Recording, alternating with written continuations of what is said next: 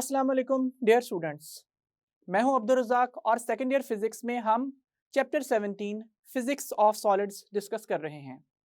इसमें हमने classification of solids start की हुई है और आज हम इस क्वेश्चन का नेक्स्ट पार्ट कंटिन्यू कर रहे हैं, जिसमें हम पॉलीमेरिक सॉलिड्स और क्रिस्टल लैटिस को डिस्कस करेंगे। तो चलते हैं हम अपने डिजिटल बोर्ड की तरफ। डियर स्टूडेंट्स, हम चैप्टर 17 फिजिक्स ऑफ सॉलिड्स में क्लासिफिकेशन ऑफ सॉलिड्स का टॉपिक डिस्कस कर रहे हैं। प्रीवियसली इसमें हमने क्रिस्टलाइन सॉलिड्स और एमॉर्फस सॉलिड्स डिस्कस किए थे। आज हम इसकी नेक्स्ट क्लास पढ़ने जा रहे हैं, जिस क्लास का नाम है polymeric solids. Polymeric solids may be called more or less solids because their structure is intermediate between ordered and disordered states। इनकी करेक्टरिस्टिक्स क्या हैं? इनकी करेक्टरिस्टिक्स हैं कि they have low specific gravity. अब नेक्स्ट क्वेश्चन ये है कि what is specific gravity? Specific gravity is ratio of densities of two solids. So फिलहाल हम सॉलिड्स की बात कर रहे हैं, वरना ये डेंसिटीज की रेशियो लिक्विड्स या गैसेस के लिए भी कैलकुलेट की जा सकती है। यूजुअली जब हम A ratio B find out करते हैं तो इसे हम A ओवर B भी लिख सकते हैं, और जो टर्म डिनोमिनेटर में है यहां पे यूजुअली डेंसिटी ऑफ वाटर की वैल्यू पुट की जाती है। फॉर एग्जाम्पल, अगर हमें specific gravity of polyethene find करनी हो तो हम इसके लिए क्या लिखेंगे? दो डेंसिटीज की रेशो फाइंड आउट करेंगे और न्यूमरेटर में होगी density of polyethene divided by density of water. हम ये बात जानते हैं कि डेंसिटी का एक्सप्रेशन मास पर यूनिट वॉल्यूम होता है, इसलिए डेंसिटी के यूनिट्स किलोग्राम पर क्यूबिक मीटर होते हैं, जिसे हम kg/m-3 लिख सकते हैं, और डेंसिटी की डायमेंशंस ml-3 भी लिखी जा सकती हैं। तो इसलिए जब हम यहाँ पे यूनिट्स पुट करेंगे तो किलोग्राम पर क्यूबिक मीटर से कैंसल आउट हो जाएगा और ये स्पेसिफिक ग्रेविटी एक यूनिटलेस क्वांटिटी आएगी। सो पहली कैरेक्टरिस्टिक हमने डिस्कस कर ली कि they have low specific gravity. और नेक्स्ट है polymeric solids have low specific weight. Specific weight के लिए गैमा का सिंबल यूज कर रहे हैं। What is specific weight? It is weight of polymeric solid divided by volume of polymeric solid. जरूरी नहीं है एक्सप्रेशन सिर्फ पॉलीमेरिक सॉलिड्स के लिए ही लिखा जाए, लेकिन फिलहाल हम पॉलीमेरिक सॉलिड्स डिस्कस कर रहे हैं, इसलिए हम वेट डिवाइडेड बाय वॉल्यूम को स्पेसिफिक वेट का नाम देंगे। वॉल्यूम इन मटेरियल्स का बहुत ज़्यादा होगा और उसके करस्पॉन्डिंग जो वेट की वैल्यू है वो बाकी सॉलिड्स की निस्बत कम होगी। तो अगर हम यूनिट्स की बात करें, इसके यूनिट्स होंगे न्यूटन पर क्यूबिक मीटर। हम ये बात जानते हैं कि F is equal to m एक एक्सप्रेशन को यूज करते हुए हम न्यूटन को रिप्लेस कर सकते हैं kilogram metre per second square से। तो जब यहाँ पे kilogram metre per second square लिखा जाएगा और इधर होगा 1/मीटर क्यूब, तो 1 मीटर क्यूब से कैंसिल आउट होगा, स्क्वायर पावर बचेगी और जो गैमा के यूनिट्स हैं वो किलोग्राम पर मीटर स्क्वायर पर सेकंड स्क्वायर होंगे। That means kg m-2 s-2। और डायमेंशंस क्या लिखी जाएंगी स्पेसिफिक वेट की, ये होंगी ml-2 t-2।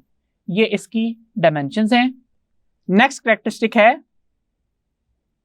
polymeric solids have good, that means high values of strength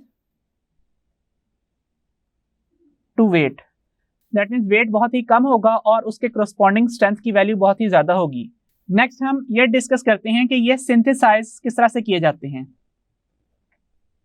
इस हेडिंग से हमें ये बात तो पता चल गई कि ये जो पॉलीमेरिक सॉलिड हैं these are synthetic, that means lab में प्रिपेयर किए जाते हैं। इसकी हम जो एग्जांपल डिस्कस करने जा रहे हैं वो है poly vinyl chloride. Dear students, सबसे पहले तो हम यहाँ पे ड्रॉ कर लेते हैं पॉली विनाइल क्लोराइड किस तरह से सिंथेसाइज किया जाता है। इसके लिए हम सबसे पहले फार्मूला राइट डाउन करते हैं, ये वाला, जिसे सिंपली हम C2H2 लिख सकते हैं। इसका नाम क्या है? इसका नाम है इथाइन और फर्दर हम इसे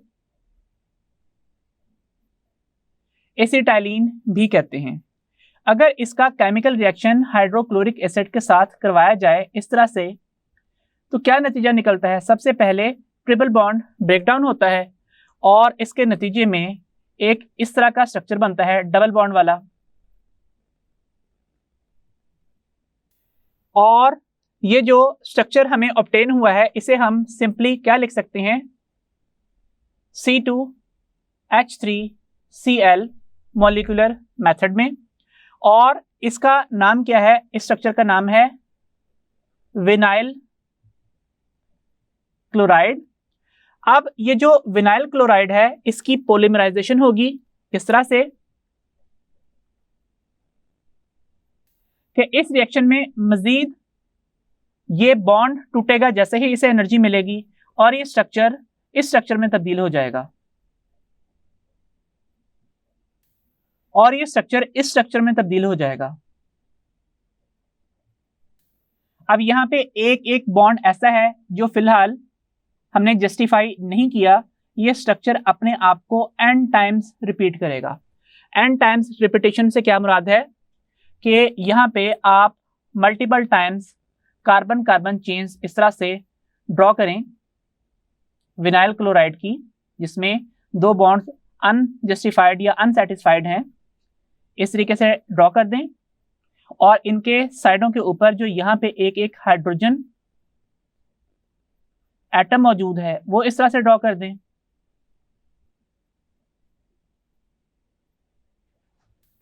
और इनके साथ जो हाइड्रोजन के एटम्स मौजूद हैं वो ड्रॉ कर दें और साथ क्लोरीन के मॉलिक्यूल्स जहां जहां पे मौजूद हैं वो भी ड्रॉ कर दें।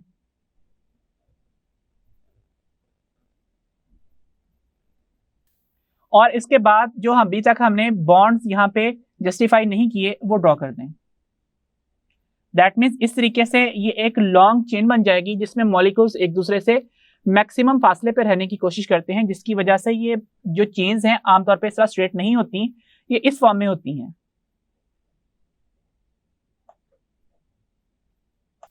और यहाँ पे जो एटम्स मौजूद होते हैं वो इस तरह से मौजूद होते हैं कि यहाँ पे ये है हाइड्रोजन का वो एटम जो बोर्ड से बाहर की तरफ आ रहा है और ये बोर्ड से अंदर की तरफ जा रहा है। ऐसे ही यहाँ पे क्लोरीन का मॉलिक्यूल बोर्ड से बाहर है तो ये वाला बोर्ड से अंदर की तरफ होगा। फिर यहाँ पे नेक्स्ट H और H का पेयर बनेगा। अब ये अगर हाइड्रोजन बोर्ड से बाहर की तरफ आ रहा है तो क्लोरीन बोर्ड से अंदर की तरफ चला जाएगा, क्योंकि क्लोरीन्स ने भी एक दूसरे से मैक्सिमम फासले पर रहने की कोशिश करनी है। तो इस तरीके से यहाँ पे एक लॉन्ग चेन बन जाती है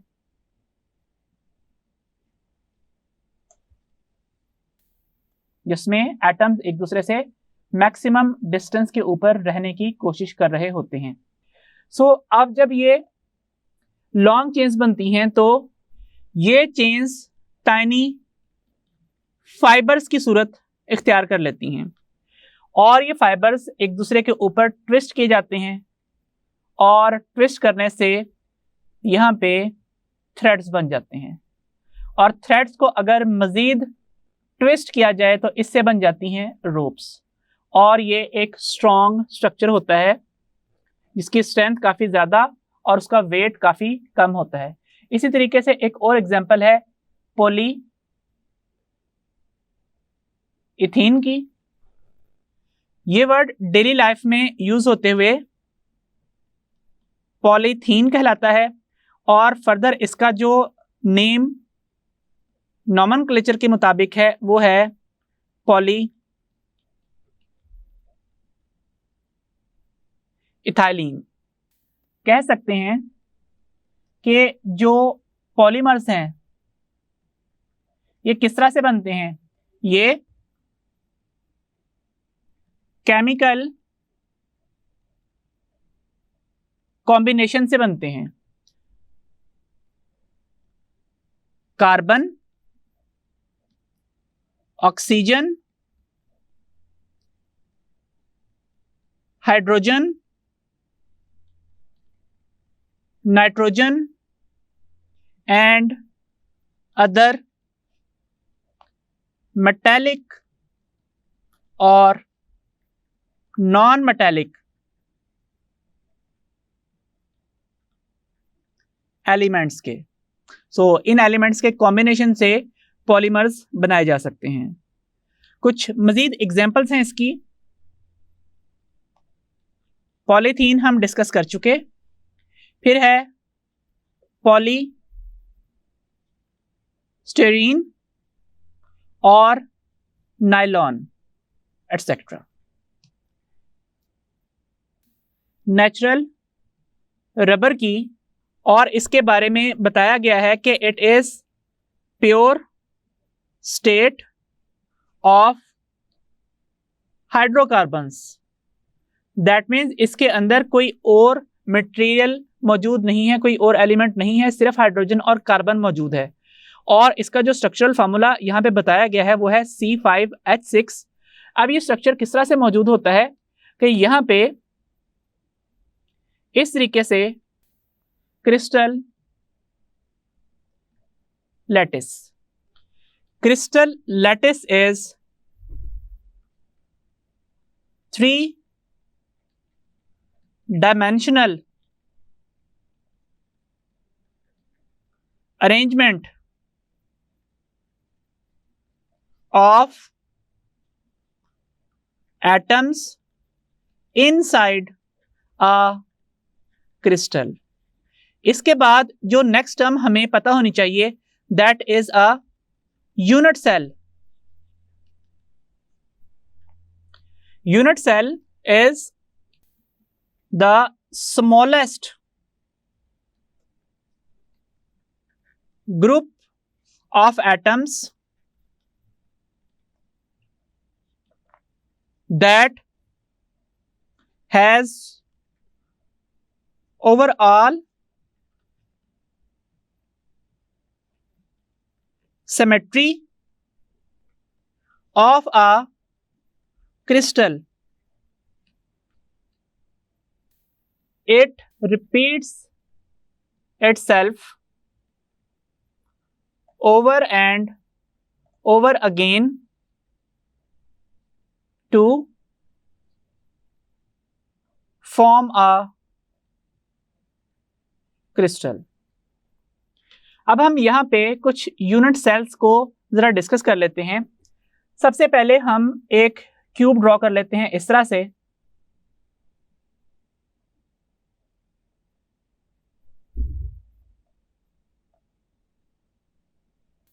और इसके अलावा ये जो बैक साइड पे हमें एटम दिखाई नहीं देगा वो रिप्रेजेंट करने के लिए हम ये डॉटेड लाइन यूज कर लेते हैं। So this structure is a cubic structure. इस स्ट्रक्चर के 8 कॉर्नर्स हैं और लेट से हम कहते हैं कि हर कॉर्नर के ऊपर यहाँ पे एक एक एटम मौजूद है।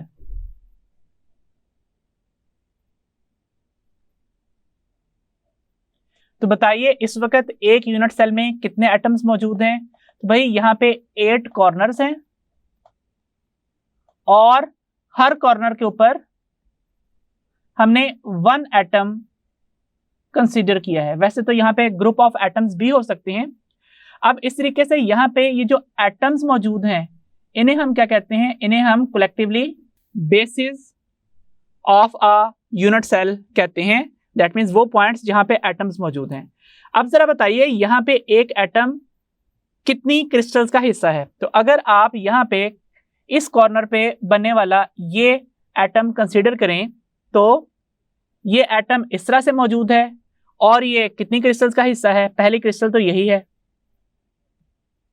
जिसके लिए ये 3 लाइंस ड्रॉ की जा रही हैं और उसके साथ यहाँ पे नेबरिंग क्रिस्टल भी मौजूद है जिसके लिए ये लाइंस ड्रॉ की जा रही हैं। उसके बाद यहाँ पे ये वाली क्रिस्टल मौजूद है जिसके लिए ये लाइंस ड्रॉ की जा रही हैं और फिर ये वाली क्रिस्टल है जिसके लिए ये लाइंस ड्रॉ की जा रही हैं। तो कितनी क्रिस्टल्स हो गई? 4। और उसके बाद यहाँ पे इन 4 के ऊपर मजीद टॉप के ऊपर क्रिस्टल्स प्लेस्ड हैं इस तरह से कि ये है पहली क्रिस्टल और ये है दूसरी क्रिस्टल, ये है तीसरी क्रिस्टल और ये है चौथी क्रिस्टल। तो इस तरीके से ये यूनिट सेल के अंदर एक कॉर्नर के ऊपर जो मौजूद एटम है वो 8 क्रिस्टल्स का हिस्सा है। तो इसका मतलब है एक एटम की एक क्रिस्टल के लिए क्या कंट्रीब्यूशन है? So an atom at a corner of cubic structure is a part of 8 cubes. Its contribution for 1 cube वो कितनी हुई? वो हुई 1/8. So for 8 atoms with 1/8 contribution per cubic structure each, the number of atoms per unit cell, इसकी value कितनी हुई? 8 atom है corners पे, हर एक की कंट्रीब्यूशन 1/8 है। तो एक यूनिट सेल में कितने एटम्स मौजूद हुए? 1 एटम मौजूद हुआ। तो इसका मतलब है कि यहाँ पे ये जो एटम हमने ड्रॉ किया है स्फीयर की फॉर्म में, इसके 8 पार्ट्स कर लें तो एक यूनिट सेल में 1 पार्ट मौजूद है, जो अगर मैं ड्रॉ करना चाहूँ तो तकरीबन इस तरह से ड्रॉ होता हुआ मुझे दिखाई देगा। और इसके अलावा हमने जो स्ट्रक्चर यहाँ पे ड्रॉ किया है इस तरह से,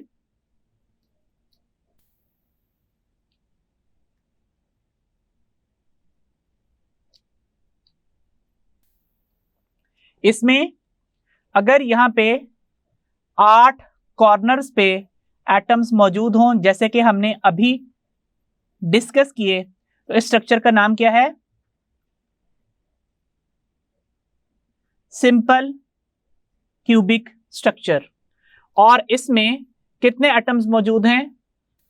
1 एटम या बेस पर यूनिट सेल या फिर पर यूनिट।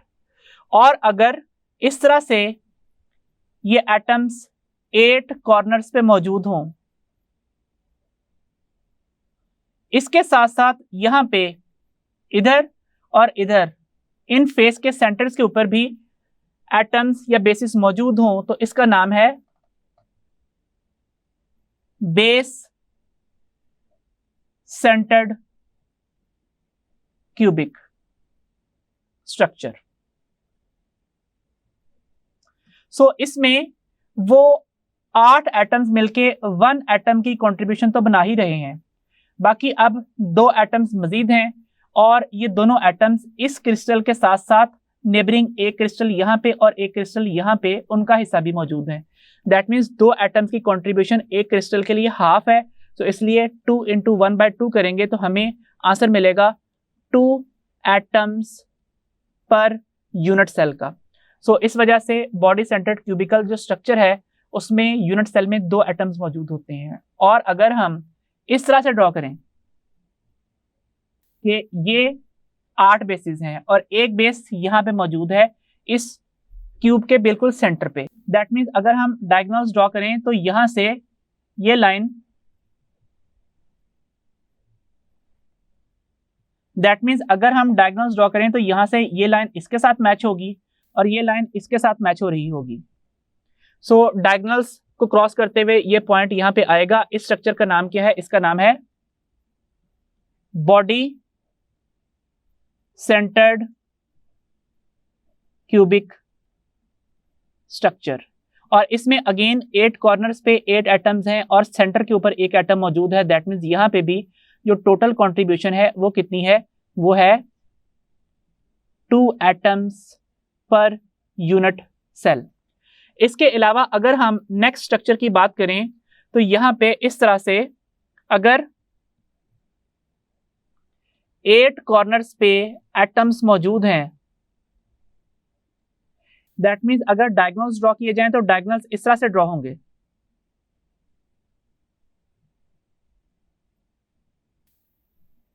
तो इस तरीके से ये डायगोनल्स ड्रॉ हो रहे हैं। इस स्ट्रक्चर का नाम क्या है? इस स्ट्रक्चर का नाम है फेस सेंटर्ड क्यूबिक स्ट्रक्चर। इस स्ट्रक्चर में 8 कॉर्नर्स के ऊपर एटम्स मौजूद हैं जिनकी ओवरऑल कंट्रीब्यूशन एक यूनिट सेल के लिए 1 है और 6 फेसेस के ऊपर भी एटम्स मौजूद हैं और हर एटम या बेस 2 यूनिट सेल्स का हिस्सा है, इसलिए एक यूनिट सेल के लिए उसकी कंट्रीब्यूशन हाफ है। तो इस केस में 1 + 3 का मतलब क्या होगा कि यहाँ पे 4 एटम्स पर यूनिट सेल मौजूद होंगे। अभी हम सिर्फ क्यूबिकल स्ट्रक्चर डिस्कस कर रहे हैं, स्ट्रक्चर्स की और टाइप्स भी होती हैं। सो हमने ये स्ट्रक्चर्स इसलिए डिस्कस किए हैं कि बुक ने यहाँ पे एग्जाम्पल डिस्कस की है सोडियम क्लोराइड की, NaCl। NaCl is a face centred cubic structure. अब ये किस तरह से होगा? इसके लिए हम अगेन यहां पे एक क्यूब ड्रॉ कर लेते हैं इस तरह से,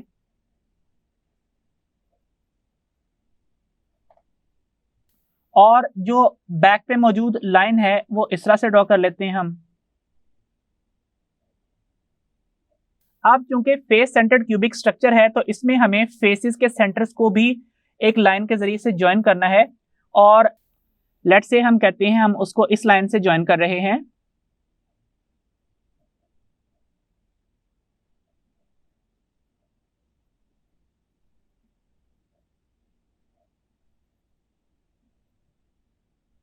तो इस तरीके से हमने यहाँ पे लाइंस ड्रॉ की हैं जो कि हर फेस के सेंटर पे इंटरसेक्ट कर रही हैं।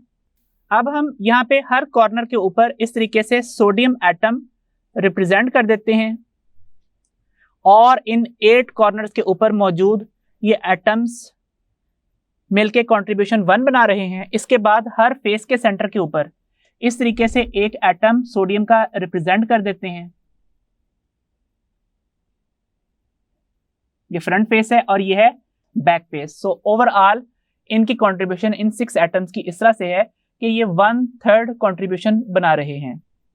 सो ये है face centred cubic structure of sodium. So यहाँ पे हम लिख देते हैं कि हमने जो ब्लू कलर से बेस रिप्रेजेंट की है, ये बेस किसकी है? ये है सोडियम की। सेम इसी तरह का स्ट्रक्चर ड्रॉ कर लेते हैं हम क्लोरीन के लिए।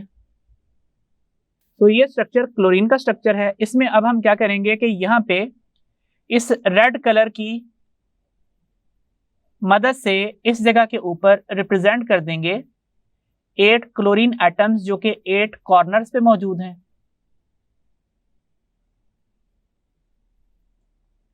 और हर फेस के सेंटर पे मौजूद है। ये फ्रंट फेस है, ये बैक फेस, ये लेफ्ट, ये राइट, ये टॉप और ये बॉटम। सो यहाँ पे अब अगर हम रिप्रेजेंट कर दें कि इस रेड कलर के जरिए से जो बेसिस रिप्रेजेंट हो रही हैं वो किसकी बेस हैं, वो क्लोरीन एटम्स कंटेन करती हैं। सो ये सोडियम और क्लोरीन के फेस सेंटर्ड क्यूबिकल स्ट्रक्चर मौजूद हैं। अब हम यहाँ पे कुछ ऐसा करने जा रहे हैं कि इस क्रिस्टल को हम थोड़ा सा मूव कर रहे हैं और मर्ज कर रहे हैं सोडियम की फेस सेंटर्ड क्यूबिक क्रिस्टल के साथ, इस तरह से।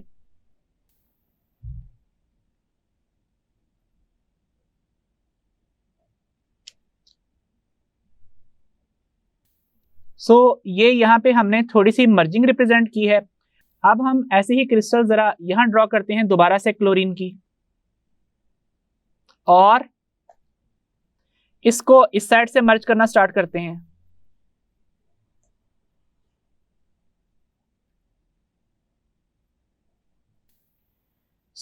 इस तरीके से हमने यहाँ पे दो क्रिस्टल्स को मर्ज कर दिया है। अब आप इस मर्ज पोर्शन में से सिर्फ इतना सा पोर्शन अपने पॉइंट ऑफ व्यू में रखिए।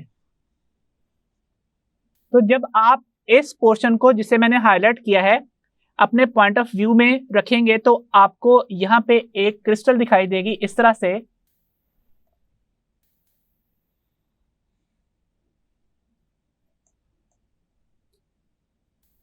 अब ये क्यूबिकल स्ट्रक्चर है और जो हाईलाइटेड पोर्शन है उसमें जरा देखिए कि जो मैंने ब्लू कलर से बेसिस बनाई हैं, ये वाली और ये वाली, अब वो दोबारा से ड्रॉ कर रहा हूं कि ये सोडियम बेस है, ये मौजूद है, इसके अलावा यहाँ पे है, यहाँ पे मौजूद है, और फिर इन कॉर्नर्स पे यहाँ पे भी मौजूद है। वो भी ड्रॉ कर देते हैं इस तरह से कि ये सोडियम है, ये सोडियम है, यहाँ पे सोडियम मौजूद है, यहाँ पे सोडियम मौजूद है, और इसके अलावा हर फेस के सेंटर पे भी सोडियम मौजूद है। जैसे कि हमने जो सोडियम की क्रिस्टल है उसको स्टेशनरी रखा था और क्लोरीन की क्रिस्टल्स को दोनों साइड से हाफ हाफ मर्ज किया था। यहाँ पे जो स्ट्रक्चर बना है वो हमने रिप्रेजेंट कर दिया है इस तरह से। ये सेंटर में एक 3 लाइंस का इंटरसेक्शन भी बन रहा है। अब जरा देखिए कि यहाँ पे और यहाँ पे कौन से एटम्स मौजूद हैं। ये हैं क्लोरीन के एटम्स, तो वो ड्रॉ कर देते हैं। एक क्लोरीन यहाँ पे है, एक यहाँ पे है, और एक यहाँ पे भी तो मौजूद है, और एक यहाँ भी है। तो इसका मतलब है कि मुझे यहाँ पे जो क्लोरीन के एटम्स ड्रॉ करने हैं वो इधर ड्रॉ करने हैं। सेम ऐसे ही यहाँ पे, यहाँ पे, यहाँ पे और यहाँ पे भी क्लोरीन के एटम्स ड्रॉ होंगे। एक एटम बिल्कुल यहाँ पे सेंटर पे मौजूद है तो इसको यहाँ पे ड्रॉ कर देते हैं। इसके अलावा यहाँ पे और यहाँ पे मौजूद क्लोरीन के एटम्स को ड्रॉ करते हैं इधर, और ऐसे ही यहाँ पे मौजूद और यहाँ पे मौजूद क्लोरीन एटम्स को ड्रॉ कर लेते हैं इन पॉइंट्स के ऊपर। इस तरीके से हमने अचीव कर ली है वो स्ट्रक्चर जिसके जरिए से सोडियम क्लोराइड की जो क्रिस्टल है उसका यूनिट सेल बनता है। That means 2 face centred cubic structures होते हैं जो कि हाफ ऑफ लेंथ तक मर्ज होते हैं, जिसकी वजह से सोडियम क्लोराइड का यूनिट सेल बनता है। हमने यहाँ पे देखा कि इसी एक यूनिट सेल के अंदर टोटल 4 सोडियम्स और 4 क्लोरीन के एटम्स मौजूद हैं।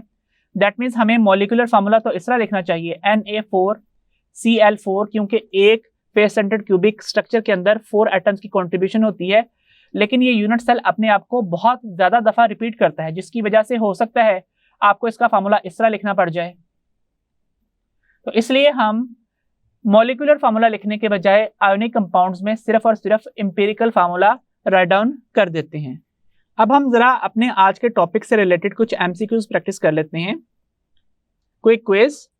अ unit cell of a simple cubic structure has 1 atom in it. 8 atoms हैं, हर एक की कॉन्ट्रीब्यूशन 1/8 है, क्योंकि हर एटम 8 क्यूब्स का हिस्सा है, इसलिए 1 एटम्स इसके अंदर होंगे।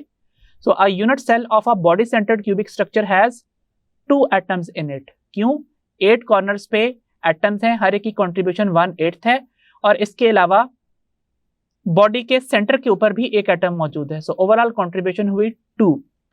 इसी तरीके से a unit cell of a base centred cubic structure has again 2 atoms in it, 8 corners पे हैं विद 1/8 कंट्रीब्यूशन, और 2 बेसिस के ऊपर मौजूद हैं और हर एक 2-2 क्रिस्टल्स का हिस्सा है, इसलिए ओवरऑल कंट्रीब्यूशन इसकी भी 2 एटम्स पर यूनिट सेल बनती है।